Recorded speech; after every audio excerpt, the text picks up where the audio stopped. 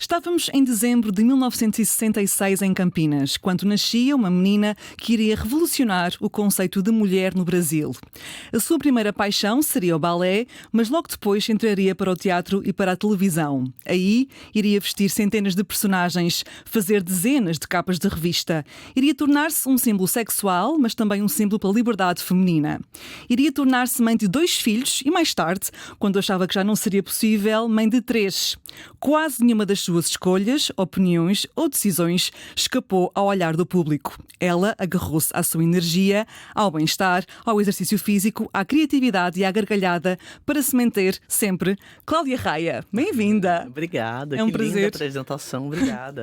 É um prazer enorme tê-la aqui connosco. Atriz, bailarina, cantora, produtora, apresentadora, uma carreira de mais de 40 décadas. Sim. Quando está a fazer uma carreira, tem-se noção de que se está a construir um percurso sólido e forte? Não, claro que não, mas foi sempre o que eu quis, foi sempre o que eu mirei, né? Fazer uma carreira sólida, com credibilidade, criando público, não deixando de fazer teatro nunca, né?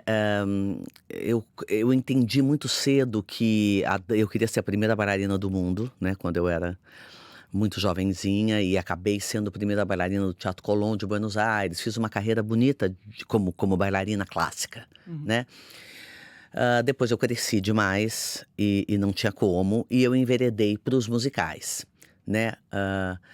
Eu fui uma das primeiras a voltar com o estilo do teatro musical no Brasil. Uma altura em que ainda havia preconceito com os musicais, não é? Total, até porque os musicais eram americanos e eram londrinos. No Brasil não se fazia isso.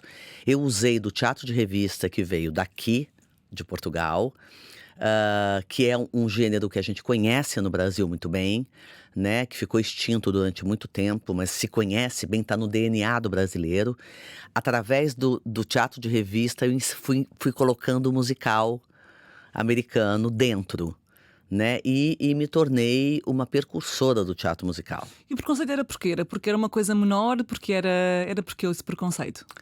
Eu acho que é porque era americano e que o Brasil não ia entender. Aí eu dizia, como assim? Se uma escola de samba é praticamente um musical. É uma história cantada e contada com alegorias e fantasias Com música, com dança. supernaturais, super poderosas, com música, com dança. Isso é um musical, isso é uma opereta. Então como é que o Brasil não vai gostar do musical?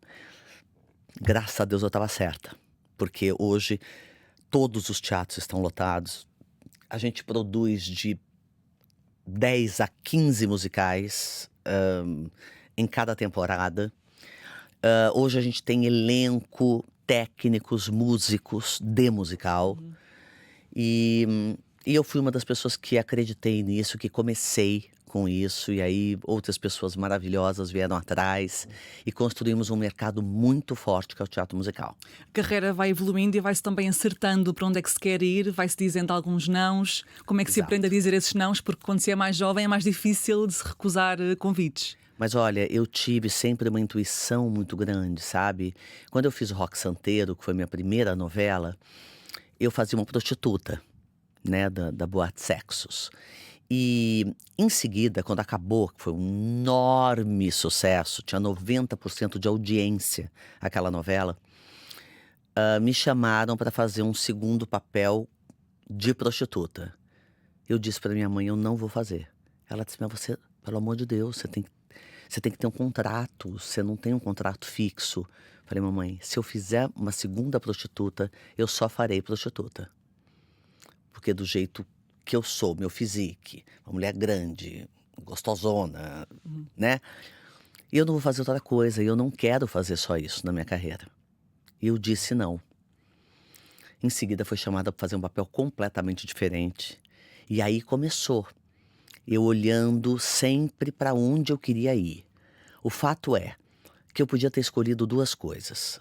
Ou virado apenas um símbolo sexual, ou me tornar uma atriz. Eu usei da minha beleza, da minha estampa, para me tornar uma atriz. Mas quando é que percebeu que estavam a tentar colocá-la só nesse lugar de símbolo sexual? Eu fazia um programa antes do Rock Santeiro que se chamava Vivo Gordo, que era com o Jô Soares, com o espetacular Jô Soares. E nessa época as mulheres eram muito símbolos sexuais, muito as gostosonas do Jô e tal. E eu era uma delas. E ali eu percebi que eu tinha que fazer um caminho diferente. Em vez de eu negar o meu físico, né, minha beleza, em vez de eu negar isso, eu aproveitaria disso Uma ferramenta. como uma ferramenta para entrar, porque mulher bonita não é comediante, mulher bonita é burra, né? Não tem inteligência suficiente. Geralmente não são boas atrizes. Isso na cabeça antiga do machismo, do patriarcado. E eu quis mostrar diferente.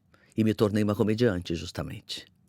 Né? Quer dizer, eu sou uma atriz que faço qualquer coisa, mas eu sou essencialmente comediante. Como uma arma para também contrariar o preconceito. Também, e porque era o que eu queria fazer. Eu não queria fazer o que eles queriam que eu fizesse.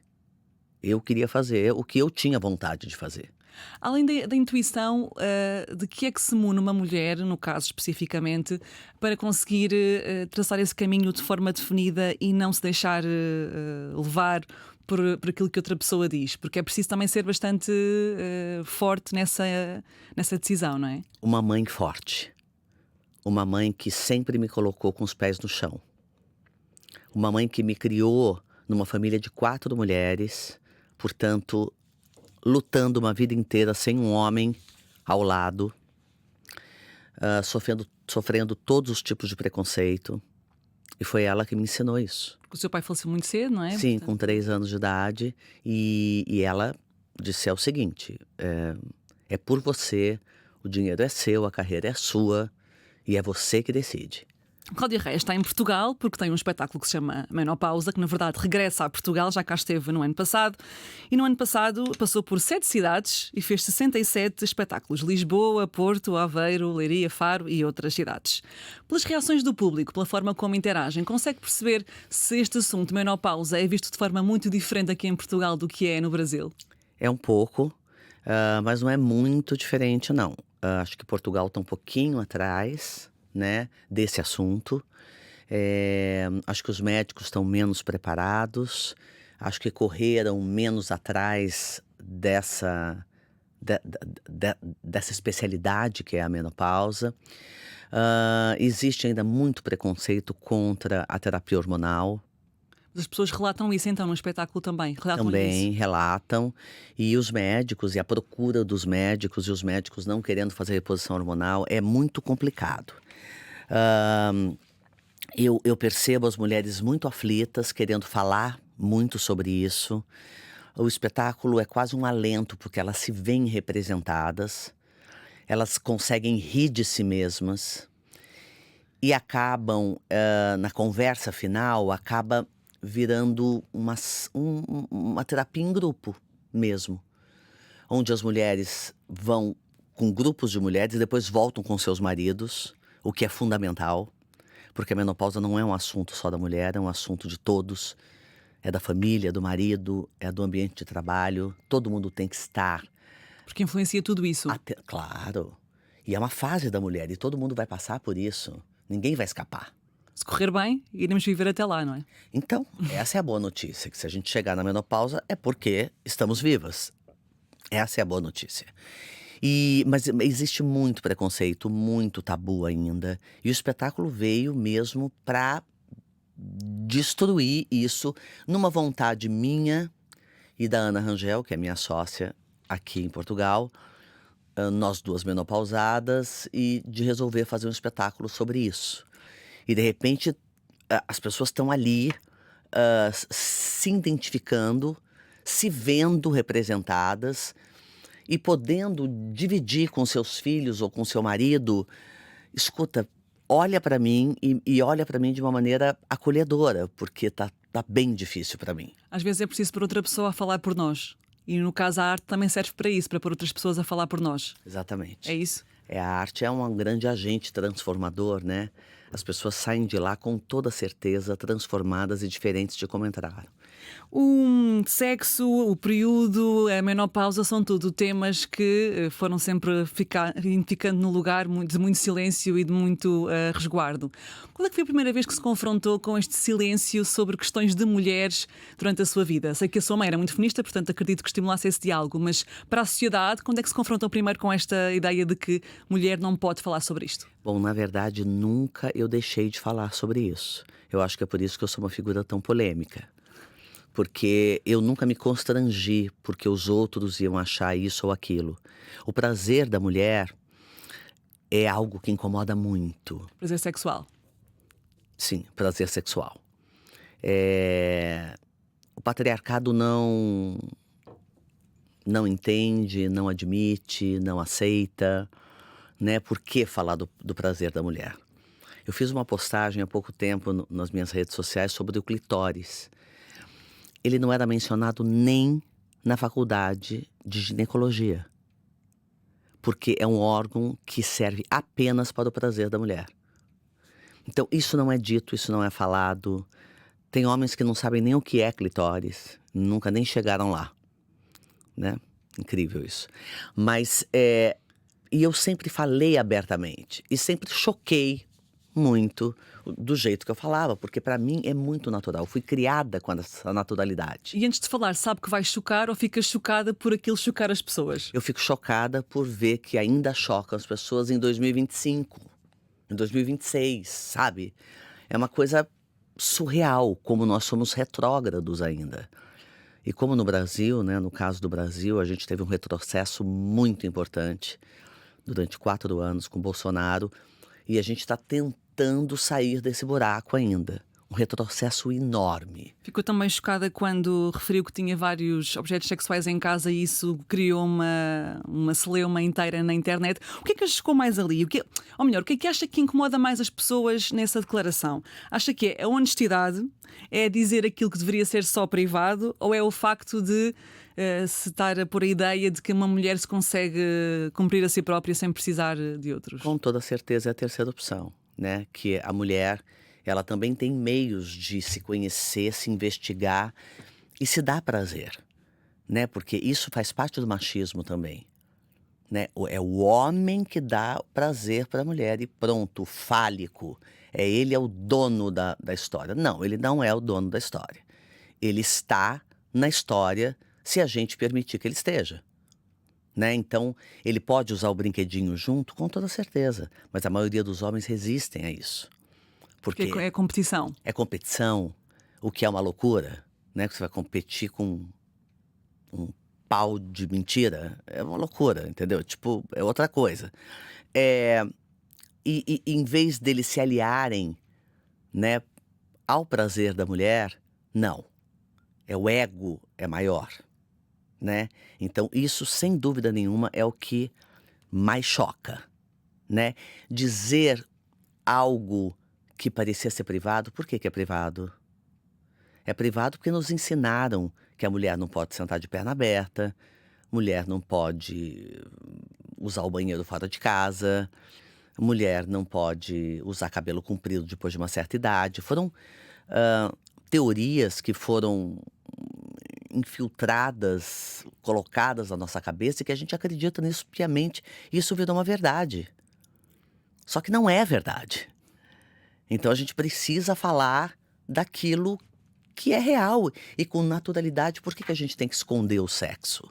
Cada um fala do jeito que quer. Tem gente que é mais introspectiva, tem gente que é mais aberta. Eu sou mais aberta. E quanto também há críticas de mulheres, no caso quando fez esta declaração, o que é que essas críticas dizem sobre as mulheres? As próprias mulheres, a minha gravidez, por exemplo, do Luca, eu fui massacrada na internet pelas mulheres e a maioria 50 a mais. O que aconteceu?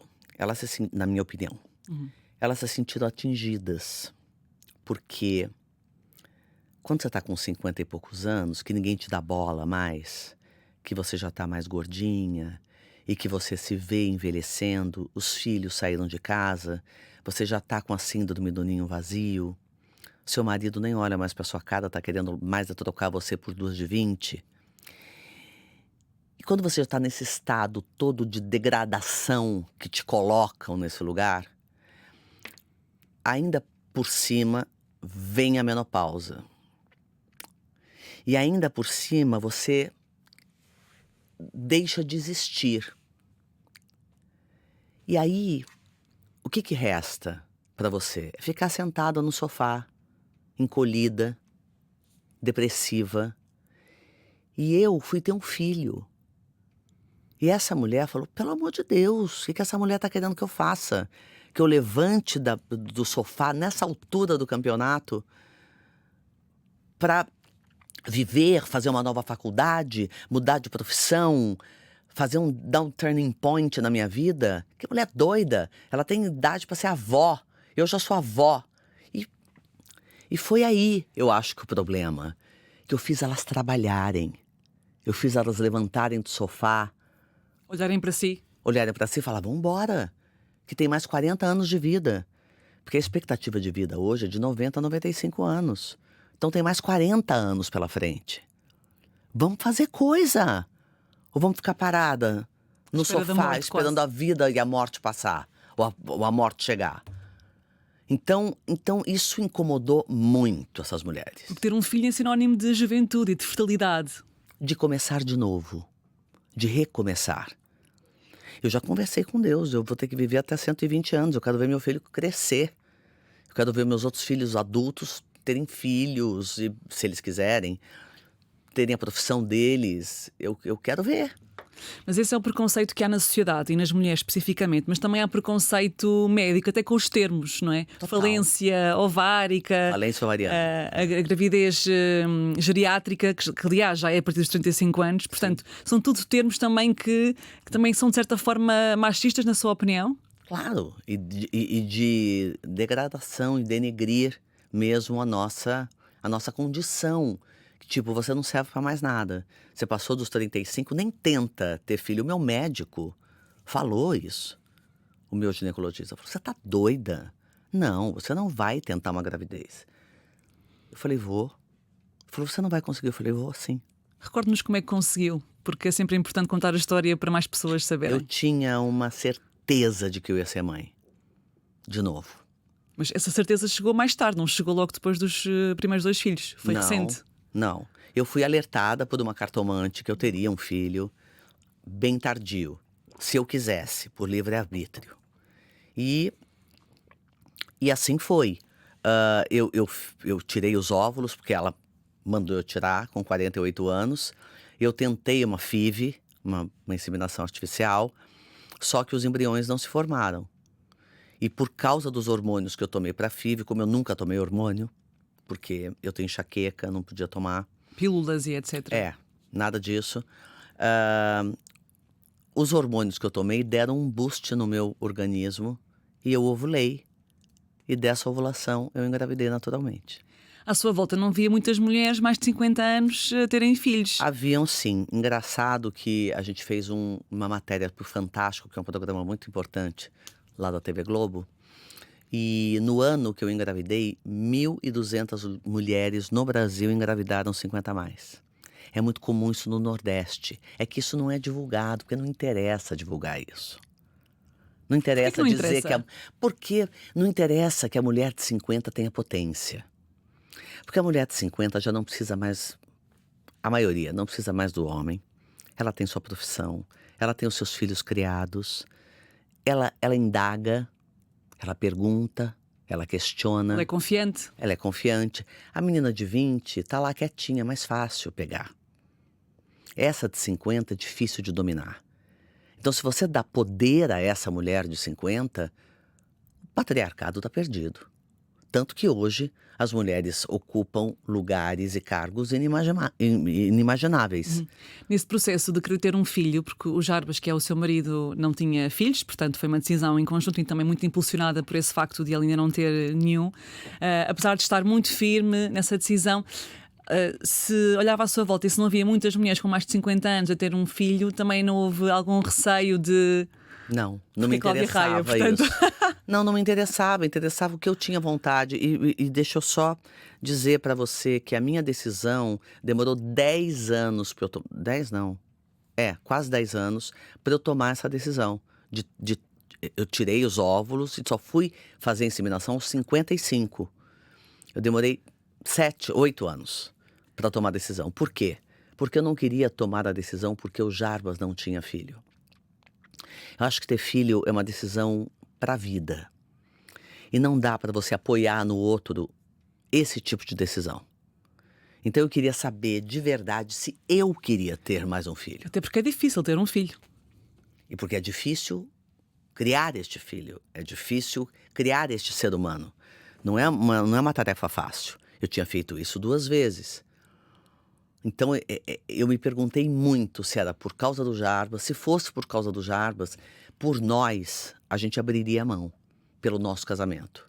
Porque o nosso casamento é incrível também sem filho.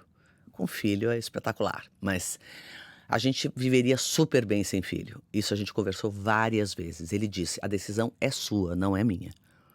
Homem feminista. Total. Quem vai ficar grávida é você, que é tudo uma loucura isso, assim, que a gente tá fazendo. Mas uma loucura maravilhosa. Aí, quando eu cheguei com 55 anos, ele disse, e aí, amor, tudo tem um limite nessa vida. A gente sabe que você é um ET, mas você tem 55 anos. A gente tem que tomar essa decisão.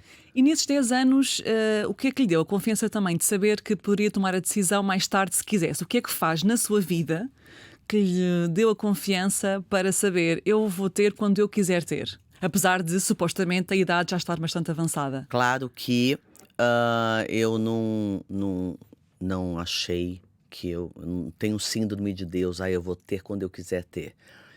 Eu tive uma conversa com Deus antes de fazer a inseminação. Foi um dia que eu acabei de ter uma reunião online, fechei o computador, tal. Sabe quando você sente que você está sendo ouvida pelo poder superior? Eu disse, Deus, é o seguinte, eu vou tentar fazer essa inseminação.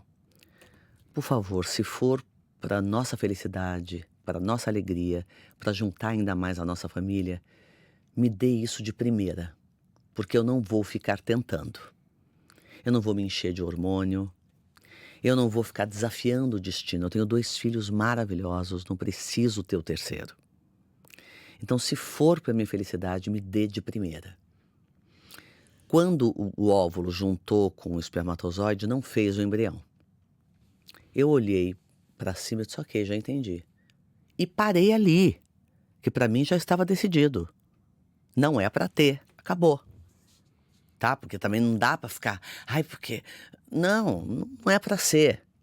Tá tudo certo. 3 meses depois eu engravidei. E ele me deu da maneira mais natural possível. O que é que a palavra confiança significa para si? Eu acho que principalmente um olhar otimista pra vida. Eu sou muito otimista, eu sou muito entusiasmada. Eu adoro essa palavra, porque essa palavra em latim significa cheia de Deus. Eu sou muito animada, muito entusiasmada. Eu me apaixono, eu quero aquilo, eu vou atrás daquilo, sabe? E ninguém me para, porque eu tenho tanta certeza daquilo. Quando eu fui ter o Luca, eu tinha certeza que ia dar tudo certo, eu tinha certeza que ele era perfeito. Eu tinha certeza. O parto também podia ser complicado, não é? Por já ter mais de 55 anos. Exato, eu tinha 56, na verdade, quando ele nasceu. E foi tudo incrível, porque eu organizei na minha mente, na minha alma, na minha energia, que ia dar tudo certo. Pergunto-lhe também aquilo que estava no seu controle, porque a Cláudia é uma mulher que se dedica bastante ao bem-estar e ao exercício físico. Qual é que é o valor destas questões, também na sua confiança, para conseguir ter um filho mais tarde, se quisesse? Total. Esse valor é inegociável. Esse valor com certeza, eu só consegui fazer essa gravidez natural. E até aos 8 meses, não é? Exatamente, até os 8 meses. Porque eu tenho uma vida absolutamente saudável. Sempre tive, né? Fui criada assim. Fui criada me alimentando muito bem, fui criada dormindo muito bem, fui criada fazendo exercício físico a vida inteira. Continuo dançando ainda, eu faço aula de balé, eu vou para academia 4 vezes por semana, faço aeróbico e faço musculação. É inegociável. É, com toda Até aqui em certeza, Portugal, está cá só algumas semanas, mas está também aqui a fazer exercício físico. sempre. Arranjou um ginásio e dedicou-se também a essa parte. Com certeza. Não, essa parte não tem férias. Hum. Essa parte não dá. Atividade física é que nem emprego. Pode chover, pode fazer sol, pode ventar, pode cair o mundo, você tem que ir. Mas é a Cláudia a mandar a Cláudia ir. Sempre. Não é ninguém a mandá-la ir, é a Cláudia Não. a mandar em si própria. Eu mesma, tem dias que eu não tô bem, tem dias que eu tô me arrastando, mas eu vou. Eu vou, mas eu vou e saio de lá muito melhor do que eu entrei. Porque é uma questão também de saúde mental e física, não é tanto De estética. serotonina, de hormônios Assim. que acontecem durante a atividade física. E na menopausa, só para você ter uma ideia, para você não perder músculo, você tem que fazer 150 minutos por semana de atividade física. Para você ganhar músculo, você tem que fazer 180 minutos por semana. Há aqui várias estrelas na sua vida, portanto, o bem-estar, o exercício físico, a criatividade, a arte, a cultura. Uma outra estrela é também a astrologia. Mencionou que tem uma mãe espiritual, não é? Que é a sua cartomante, que a ajuda bastante. Como é que faz aqui a ligação entre a astrologia, portanto, o imperceptível, o intocável, e a ciência, o racional? Na verdade, ela não é uma astróloga, ela é uma paranormal. Ela lê tarô. Mas ela lê tarô porque ela escuta. Então, para não assustar as pessoas, ela põe carta. Eu tenho a Nossa Senhora de Fátima, que eu sou apaixonada, absolutamente devota. Estou esperando parar as chuvas para eu ir lá, cumprir a minha promessa de joelhos. Eu tenho o candomblé, que é uma parte bem importante da minha vida, Que é religião? que é uma religião. Ah, então, eu sou budista, sou católica de nascença, me tornei budista, continuo budista. Eu sou ecumênica. Eu pego o melhor do que eu acredito. E é possível ser religiosa e ao mesmo tempo acreditar numa mãe espiritual, ligada às cartas. Assim, porque é a mesma coisa. E acreditar A gente tá também falando na- do poder superior. Né? O poder superior vem nela, vem em todas as formas. Né? Para mim, por exemplo, a Nossa Senhora de Fátima, ela é minha grande confidente. Eu falo com ela todos os dias. E fala sobre o quê? Sobre os seus medos, sonhos? Falo tudo, primeiro agradeço, passo quase 10 minutos agradecendo tudo que me foi dado nessa vida, pela minha existência, pela minha saúde, pela saúde dos meus filhos, né? E depois eu começo a dizer para ela por onde eu gostaria de ir, mas sempre deixando na mão dela, porque eu sei que ela tem os melhores planos para mim. Não sou eu que decido, é ela. Eu digo as minhas vontades, o que eu preciso que ela olhe atentamente. Geralmente eu faço isso ou quando eu estou fazendo o Luca dormir, que é um momento pleno, ou quando eu estou tomando banho, que é quando eu lavo a minha alma e me conecto com o divino. E é possível também acreditar na ciência e ao mesmo tempo acreditar em seres superiores intocáveis para si, não é? Eu acredito que sim, porque a ciência vai até um ponto. Poder superior, amor, que comanda. E tem coisas também que são de livre-arbítrio. São coisas que eu vou escolher o caminho. Entende? Então, tá tudo escrito? Tem. A maioria das coisas estão escritas. Mas tem algumas coisas que são livre-arbítrio, que eu vou escolher. E acredita que também tem esse poder, porque senão é só deixar andar e também não se faz nada, não é? É preciso também ter alguma capacidade para isso. Exatamente. Cláudia Raia começou muito cedo no balé e aos 13 anos ganhou uma bolsa para ir para Nova Iorque estudar e praticar balé. Foi uma experiência muito positiva, acredito, mas também foi lá que conheceu o assédio sexual pela primeira vez. Eu era muito nova, eu tinha 13 anos, né? Muito nova mesmo. E fui assediada pela pessoa que estava me recebendo na casa dele. Que era uma pessoa que minha mãe confiava super, porque ele já tinha dado vários cursos na academia da minha mãe. Minha mãe tinha uma academia de dança. E ele era um coreógrafo e professor muito renomado na época. Então ele deu vários cursos no Brasil, vários cursos na academia da mamãe. Ficou hospedado lá em casa, sempre. Um amigo Um também. amigo. Por isso que a minha mãe deixou que eu ficasse na casa dele. Só que não deu certo. Era um ano de bolsa lá. Era um ano de bolsa.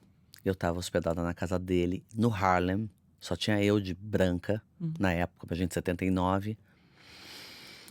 E um dia, domingo, a mulher dele tinha saído para passear com a neném deles. E ele veio conversar comigo como é que tinha sido a semana, de aulas e tudo. E nós, bailarinos, a gente tem uma coisa muito física. Um bota a mão na perna do outro. É muito livre, né? Então ele botou a mão na minha perna. Tá? Eu tava de camisola. Como se fosse um tio meu, sabe? A figura paternal que tinha ali em Nova Claro, Iorque. com certeza. A mãe longe, Aí- portanto. Exato. E aí essa mão foi subindo. Foi subindo aqui pro meio da minha perna. Aquilo me chamou a atenção. Eu já olhei em volta, porque minha mãe sempre disse: se alguém te tocar sem que você queira, pegue o que tiver do seu lado e jogue na cabeça da pessoa. Não permita nunca que isso aconteça.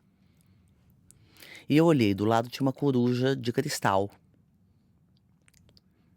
Eu falei, é a coruja. Se ele avançar, é a coruja. E ele avançou. E eu dei com a coruja na cabeça dele, ele desmaiou. Abriu a cabeça. Avançou para cima de si. Sim. Veio com a mão por dentro da minha perna e veio para cima de mim. E eu joguei a coruja na cabeça dele. Achei que eu tinha matado ele. Imagina, com a cabeça aberta, sangrando. Eu peguei minha mala, coloquei o que eu vi na frente de roupa e saí com a camisola e com o trench coat, Em pânico. em pânico, na rua, no Harlem, sem ter para onde ir. Foi um momento desesperador. Eu fiquei numa loja que tinha um basement. E eu fiquei só com a cara ali para não ser descoberta, para não ser vista, chorando, sem saber o que eu fazia, porque eu tinha que, na verdade, ir para uma telefônica para poder telefonar na época. Não Era havia. assim. E aí, nessas indas e vindas das pessoas, uma pessoa foi, voltou, olhou e falou: Cláudia, tinha sido uma professora minha de dança no Brasil, que estava morando lá e ela me reconheceu. Deus, né? Poder superior, isso aí não tem dúvida. E me viu, aí quando eu vi ela, falei, Lígia, abracei, comecei a chorar. Contou-lhe? Contei tudo. Ela disse, calma, você vai pra minha casa. Ela morava com 3 pessoas, eu dormi na banheira, não tinha lugar pra eu dormir, era um apartamento muito pequeno. Aí minha mãe soube, pegou o primeiro avião. Ficou em veio. choque também, não é? Porque Não, confiava minha mãe queria nele. matar ele, mesmo. Eu disse, pelo amor de Deus, ele é... Não dá, ele é americano, ele não vamos nos meter com isso. Mas tivemos que ir pra delegacia, foi muito chato, foi muito chato. E depois como é que superou, se é que essa palavra se pode aplicar, mas como é que geriu esse episódio internamente? Engraçado que isso não me deu traumas sexuais, porque acabou que, graças a Deus, não avançou. Mas me deu muita certeza de que existem pessoas muito estranhas e muito más. Isso foi uma coisa que eu aprendi nesse momento. Estranhas porque podem parecer ser Uma amigos coisa e depois também são uns abusadores ao mesmo tempo. Exatamente. Mas faço terapia há muitos anos, fiz terapia muito cedo, então tudo isso já está no lugar que tem que estar. E voltou a encontrá-lo? Não, nunca mais. Encontrei, na verdade, ele morreu agora, faz uns 2 anos. Encontrei o filho dele, que é a cara dele, que é um grande sapateador. Eu também sapateio. E nós éramos padrinhos de um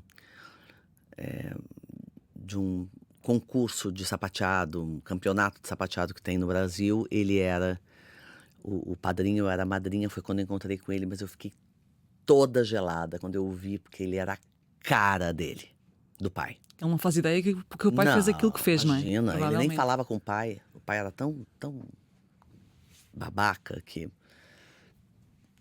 ele não falava com o pai. Eu nunca contei isso pra ele, porque não faz o menor sentido, né? Nem fiquei amiga dele, nem nada, mas na hora Isso que foi eu muitos anos vi- depois, então, que encontrou o filho. Portanto, tantos anos depois ainda estava o trauma, enfim, É. o processamento daquilo que aconteceu aí dentro. Exatamente. Isso depois fê-la ver que poderia acontecer mais vezes, esse acharem que a Cláudia estava disponível para coisas que não estava, mais tarde na sua carreira. Nunca mais aconteceu. Tentaram várias vezes. E eu era a rainha do corte. Mas tentam de que forma? É, se fizeres isto, tens isto.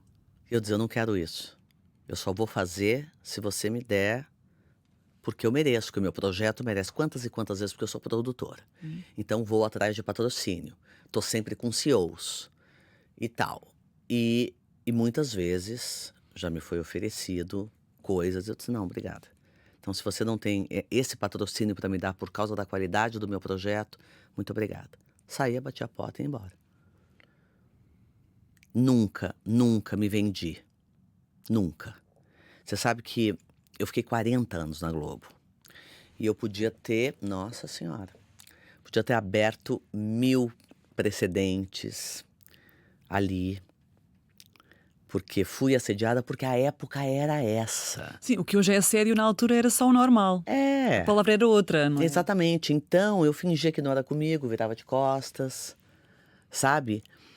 Aí, nos últimos anos na Globo, quando eu passava pela roleta, né, para entrar dentro da Globo, eu dizia, que bacana, né? Eu nunca abri concessão na minha carreira. Eu cheguei nesse lugar da minha carreira por mérito, por trabalho, e não porque eu dormi com alguém, ou porque eu saí com alguém, ou porque eu tive um caso com o diretor. Eu nunca fiz isso, porque eu achava que não era o lugar, não era assim que funcionava. Né? Claro, o que acontece também das pessoas se apaixonarem por um diretor. Mas Isso é também consensual e é diferente. entendeu? Mas eu nunca tive que abrir esse tipo de concessão, nunca quis, nunca aceitei. E as pessoas tinham um pouco de receio de chegar perto de mim. Eu acho que eu sou muito grande, eu dou uma assustada, assim, sabe? Com a voz muito Voz grave. grave e muito enfática. Então acho que as pessoas têm um pouco de receio, sabe? Eu fui cantada muitas vezes. Mas há uma cultura de assédio sexual nesta indústria. Sim. Em muitas. Em Mas esta é a muitas. sua, não é? Esta é Em a sua. muitas, não é só na nossa. Mas na nossa, claro que sim. Mas eu nunca. Que é muito penosa para as mulheres. Nem nunca tentaram arranjar uma narrativa de que a Cláudia só tinha chegado a um lugar porque tinha eventualmente envolvido com outra pessoa. Sabe por que não?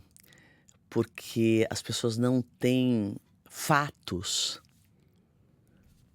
Para atirar. Na verdade, não tenho o que dizer, na verdade. Porque as pessoas que eu me envolvi foram... Eu tive um casamento com 2 atores antes, agora com Jarbas, sabe? Então, não tenho o que dizer. Então, quando é mentira, ela não se sustenta. Né? Já tentaram falar tudo. Já está vacinada, como eu disse. Já tentaram até falar que eu era amante do Fernando Collor, nosso presidente. Já tentaram tudo, mas não Houve se uma história sustenta. bem no início da sua carreira com o Jô Soares, com quem a Cláudia teve uma relação, mas que tentaram dizer que também que poderia haver ali algum favorecimento. Não foi? Mas acabou que não, porque primeiro foi um dos grandes amores da minha vida. E segundo, que eu não fiquei no programa dele, eu fui fazer novela. E ele não teve a menor participação, ao contrário. A novela me tirou do programa dele. E eu continuei namorando ele. Mas é preciso estar sempre a provar os factos. É E é cansativo.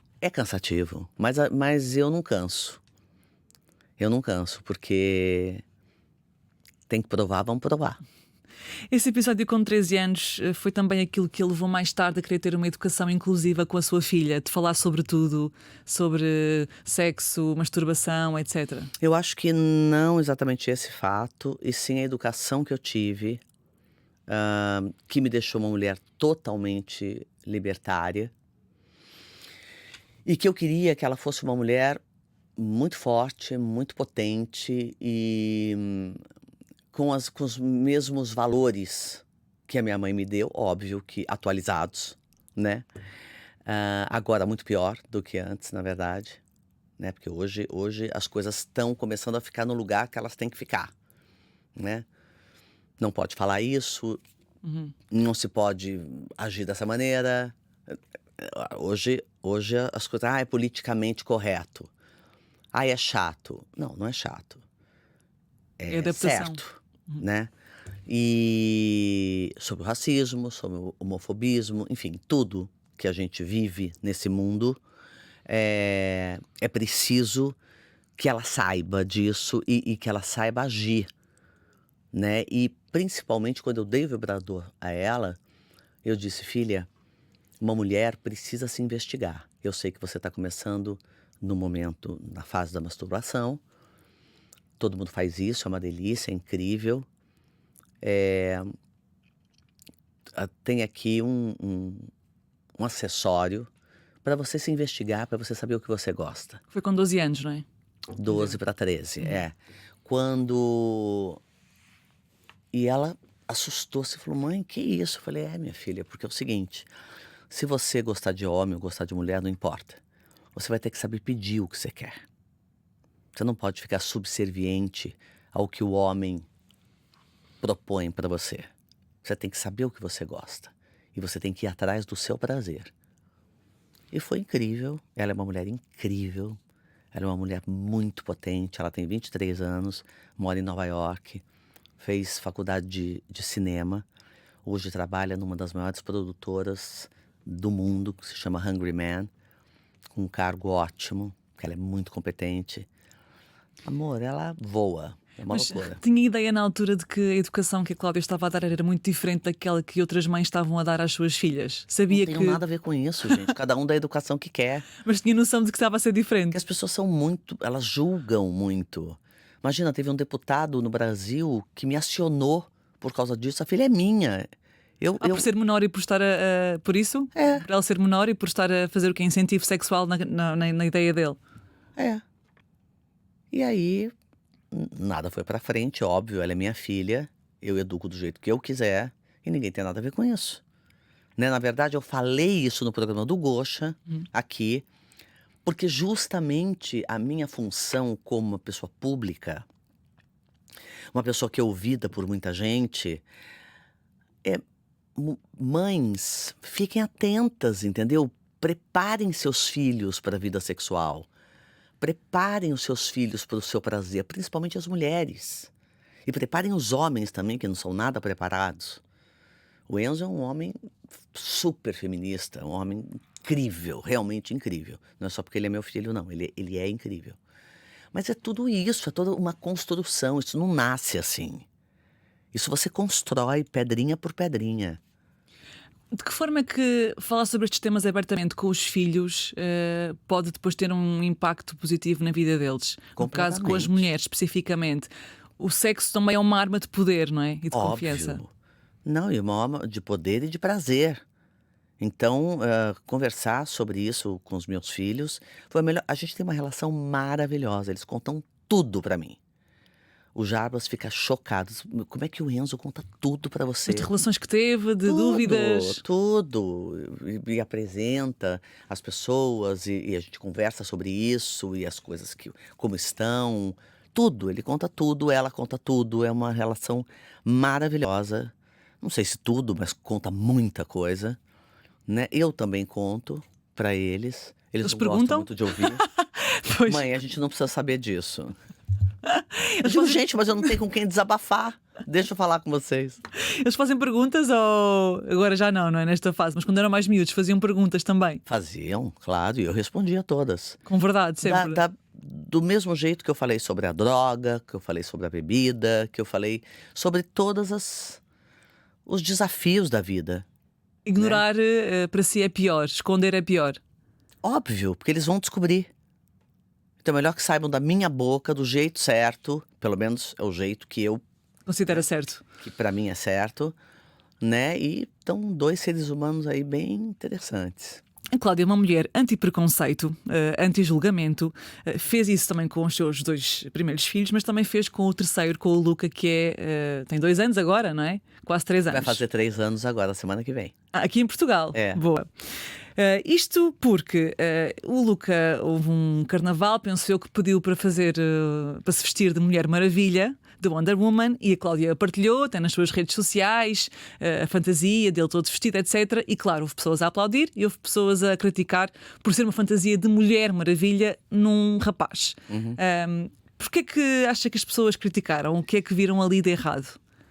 Ai, porque as pessoas são muito loucas. Imagina se a definição sexual de uma criança de 2 anos de idade está na roupa que ela vai vestir. Criança pode ser tudo. Criança deve experimentar absolutamente tudo. Não, e por que a menina tem que só ter cozinha, e só tem que ter roupinha de boneca, e só tem que ter o carrinho de limpeza, Tudo cor-de-rosa? tudo cor-de-rosa, e o menino tem que ter só carrinho, bola. O Luca ama carrinho, ele ama bola, ele ama um monte de coisa. Quando eu estava escolhendo uma fantasia para ele, eu passei a da Mulher Maravilha e falou: essa, mamãe. Eu falei: tudo bem, filho, tá tudo certo, você pode ser quem você quiser. Essa é uma fantasia de menina, mas eu quero. Falei: tá bom. E tá tudo certo, porque ele é uma criança. O Enzo, com a idade dele mais ou menos, 2 anos e meio, na escola também, tinha o dia de você ser um personagem. Ele escolheu ser Branca de Neve. Graças a Deus, a professora era maravilhosa, deixou, não criticou, tal, me avisou. Eu falei: olha, eu vou acender uma vela pra você, de tão maravilhosa que você foi. Porque ela podia dizer: não, é roupa de menina. Entendeu? E o Enzo é um super hétero. Entendeu? Então, assim. A Cláudia sabe porque eu partilho tudo consigo, portanto a Claro, Cláudia sabe. exato. Então, é muito louco isso, porque as pessoas são muito desequilibradas, entendeu? Que loucura é essa? Criança pode ser tudo, pode brincar Mas de o que é ser que diziam? tudo. Diziam que como era de mulher que ele não podia vestir, o que é que argumentavam? Porque eu estava incentivando ele ele me maquia, ele pega minhas maquiagens, me maquia inteiro. Entendeu? Ele faz o que ele quer, claro, com limites. Ele faz o que ele quer que eu digo, ele brinca do que ele quer. Ele é uma criança, entendeu? Ele pode brincar do que ele quiser, na minha casa pode. Mas esta necessidade de definir logo a partir daquilo que uma criança vai ser e também de a impedir de ser certas coisas que se considera que não são tão boas. Ter certas Porque identidades. quando não tão o boas. preconceito, ele começa dentro de casa. Se eu faço isso dentro de casa, ele vai ser de uma criança com preconceito. 80% dos meus amigos são gays. E ele também vê, não é? Os casais. Óbvio, tem que ver. Porque é assim. A vida é assim. Essa naturalidade tem que ter. Sabe? Então eu criei meus filhos desse jeito. Eles são incríveis. Não tem problema nenhum com eles. São livres. São super. Não tem nada de preconceito. O Enzo beija meus amigos homens no rosto. Qual o problema? A Cláudia, aliás, já foi chamada de rainha dos gays e das trans. Porquê, Sou mesmo. porquê que há este troféu para si? Porque eu sou uma mulher gay, né, praticamente. Eu sou uma gayzona. Porque eu sou superlativa, porque eu tô sempre montada, porque os meus espetáculos são super fantásticos. Muita cor, muita música. Por exemplo, como a Cher é uma mulher viada, que a gente fala, né? Sim. Como a Beyoncé, né? Então são mulheres, né? Que são meio vedetes, que são meio, sabe? E os gays amam, é um público que eu adoro, Eu faço muita coisa para eles, Por que realmente. adora esse público? Ah, porque é um público muito divertido, muito criativo, muito talentoso, sabe? Muito resistente também, não é? Muito resistente também e muito livres, né? O que faz com que eles sejam tudo que eles são. Então eu amo esse público, eu faço muito, muito do meu trabalho é dedicado a eles. Este título vem desde muito cedo, já tem Sim. muitos anos. É, porque eu sempre fui essa mulherona, sempre fui a mulher viada, entendeu? E eles adoram isso, eu também adoro e tá tudo certo. Vê-se poucas mulheres mais velhas, ou com mais de 50, mais de 40, na verdade, 40, 50 anos, também nessas posições mais sensuais, nessas capas de revista, nessas produções, nessas novelas também, a assumir essa sensualidade pós-40. Por que não? Porque depois do 40 você tem que virar o quê? Uma freira? Você tem que se cobrir inteira, usar burca? Mas não vende, essa narrativa ainda não vende mediaticamente. Eu acho que vende.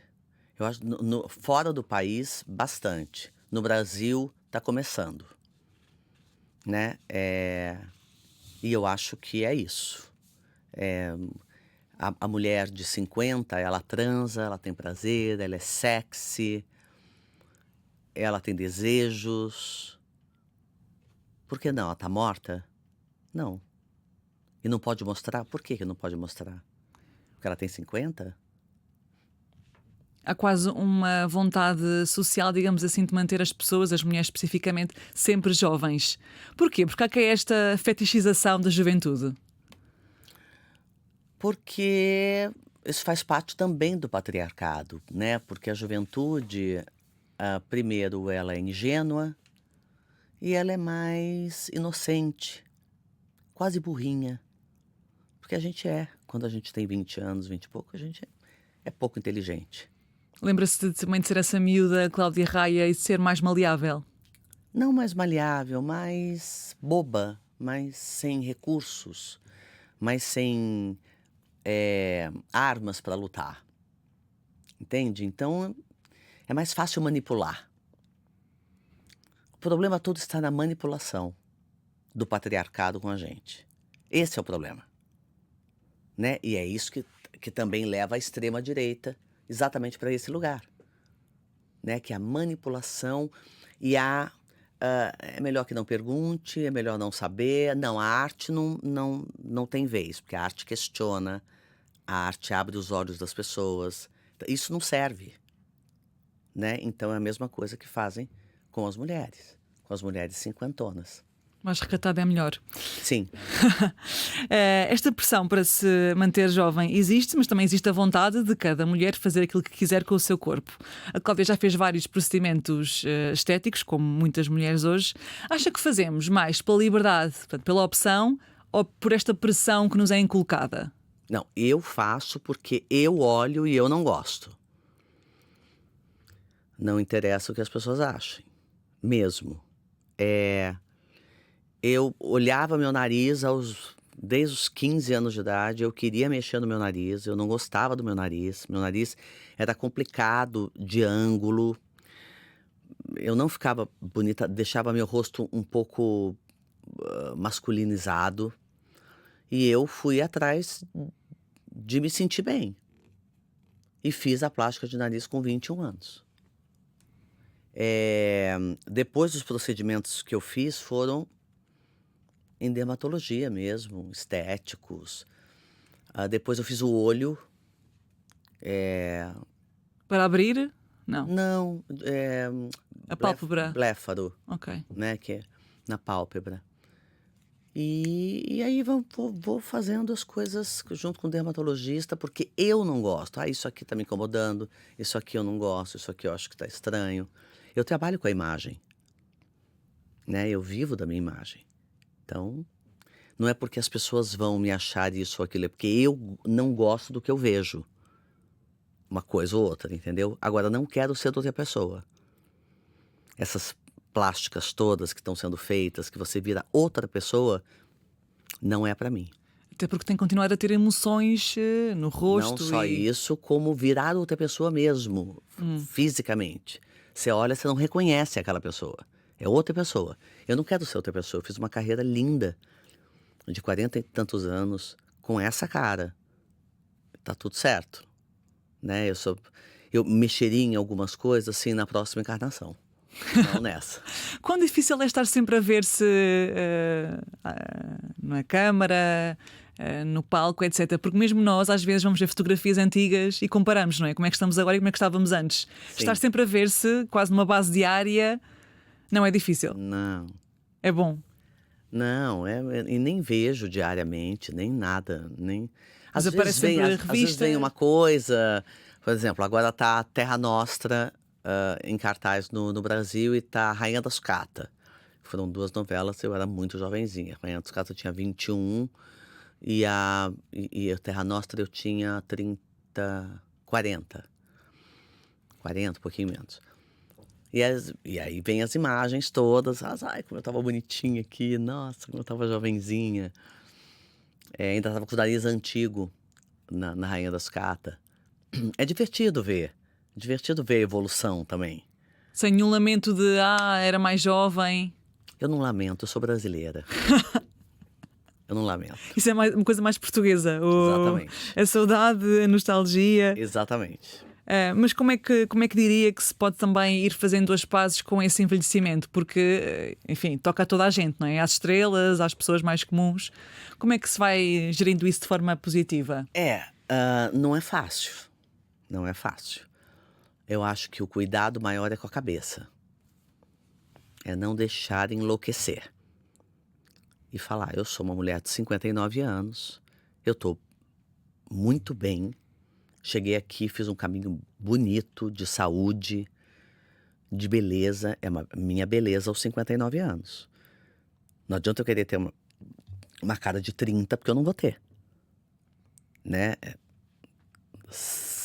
Ponto. Eu também não quero ter 30, porque eu tô me amando agora. Eu olho e digo, tá gata, hein, Cláudia Raia? Eu gosto do que eu vejo, sabe? E tô feliz por isso. É difícil? O corpo vai mudando? O rosto vai mudando? Vai. Esse é o lado difícil do envelhecimento. Mas acho que tem tanta coisa legal, sabe? Tem tanta tecnologia também. E tem tanta coisa que você adquire que eu prefiro ver o lado cheio do copo do que o vazio. O que eu perdi? Não, o que eu ganhei. Eu ganhei muita coisa. Qual é que é o lado bom do envelhecer? É você aprender a dizer não. É você fazer as suas escolhas de verdade, sem temer a reação das pessoas. É você escolher onde você quer ficar, onde você quer estar. Porque quando você tem 30 anos, você quer estar em todos os lugares. Quando você tem 59, você sabe onde você quer estar. Passa aquela ansiedade do futuro, já não existe. Aquela ansiedade de estar. De estar presente, de estar aqui, de estar ali. Não. Cansativo demais isso. Não é mais assim. E eu não sou menos ágil do que eu era. Eu não sou menos presente do que eu era. Porque eu continuo indo a um monte de lugar, eu continuo super ativa. Mas tinha coisa que eu ia sem querer. Tinha coisa que eu fazia porque realmente eu não queria. Mas percebe isso agora, na altura achava que queria. Com certeza. Não, queria. Eu achava que eu queria, mas não queria. Entendeu? Então, é tão bom amadurecer. Essa é a boa notícia. É muito bom amadurecer. Eu me sinto hoje uma pessoa muito diferente do que eu fui. Terminamos assim com um chave de ouro. Obrigada, Cláudia Raia. Querida, um beijo para você. Saúde. Saúde, exatamente. Voltamos na próxima semana. Até lá.